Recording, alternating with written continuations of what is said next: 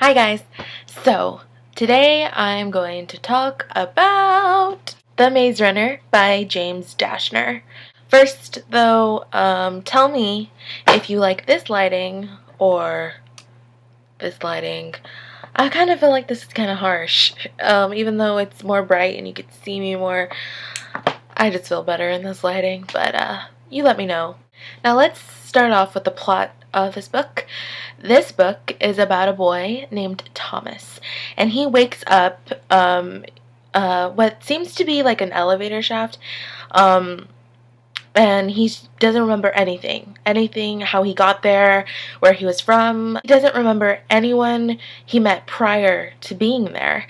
All he remembers is his name, and the boys pull him out of the box. That's what they call it. He's greeted by all these boys in what they call the Glade. The Glade is just like a little village in the middle of a huge maze. When he arrives there, he's just very confused as to why he's even there. And, you know, the boys that are there can't really give him any answers as to why he's there. So all the boys know is that they're surrounded by maze. And this maze is basically unsolvable. Each person in the Glade has, I guess, a kind of job they have to do in order to keep order and structure in the Glade.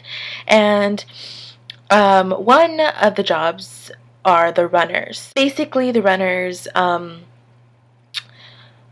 during the day, they run through the maze and they draw out the maze. When they come back, I guess when the sun is about to set, I assume. And yeah, they do that every single day. And they try to find a pattern each and every day.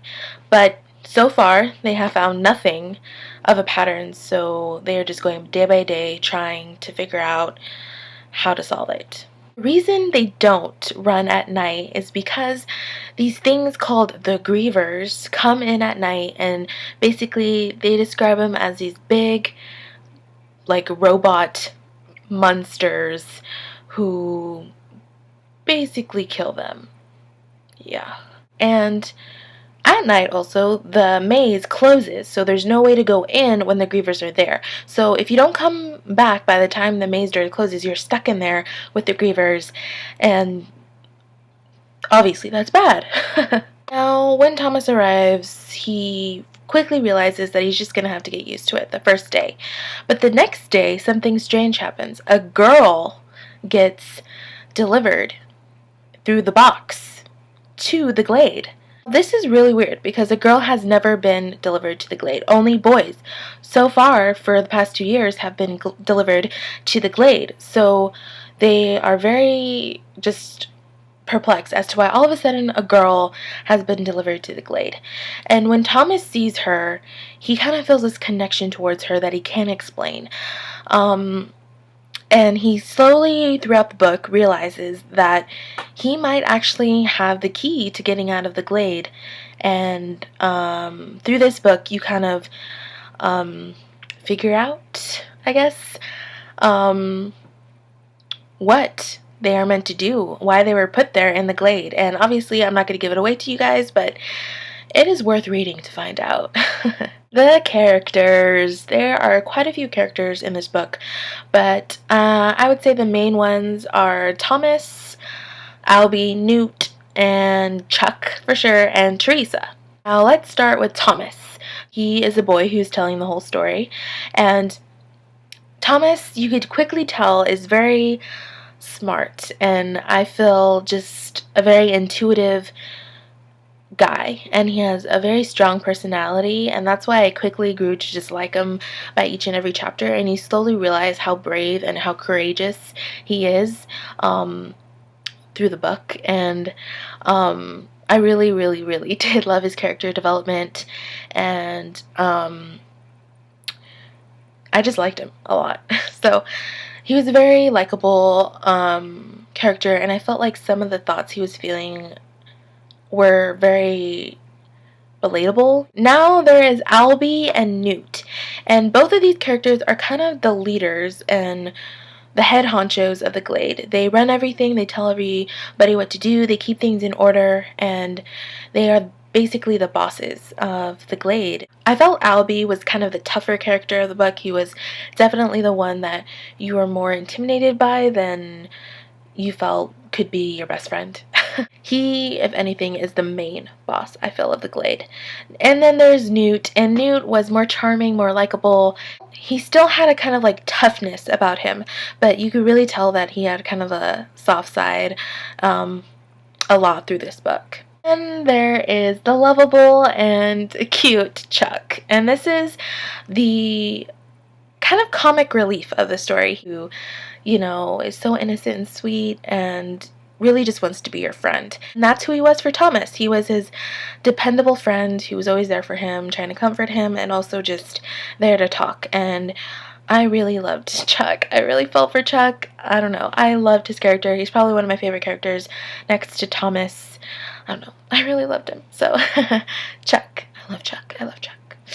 And there is Teresa, who is the mysterious girl that shows up right after Thomas. And through most of the book, she is unconscious. She's sleeping, so you don't really get to know her until halfway through the book. And when she wakes up, you kind of quickly realize she is not afraid to speak her mind, very much vocal, and she kind of has a feisty attitude. Since there wasn't a lot of girls in this book, I felt like she wasn't like the typical girl character that I am so used to reading. All of the characters were very well developed, and I felt just as passionate for the like sub characters as I did for the main character, Thomas. So yeah, really great character development. The pacing of the book was really fast paced, and that's what I loved about it. I wasn't like always like, oh, frustrated to see what was going to happen. I was just very excited the whole way through. Like, each chapter kind of ended with a cliffhanger, and the next chapter kind of answered it, and then it ended with the cliffhanger, and then so on and so forth. You get what I'm saying? It always kept me on my toes. It was always exciting, and each chapter brings something. So I loved that. I hate books that drag and keep you like at this kind of lull. I hate those type of books. So this was really nice. I liked the pacing of this. I just liked it. The writing is very descriptive. The writer, James Dashner, he was very descriptive with the Glade in general. He described everything to a T, and I really felt like I was there.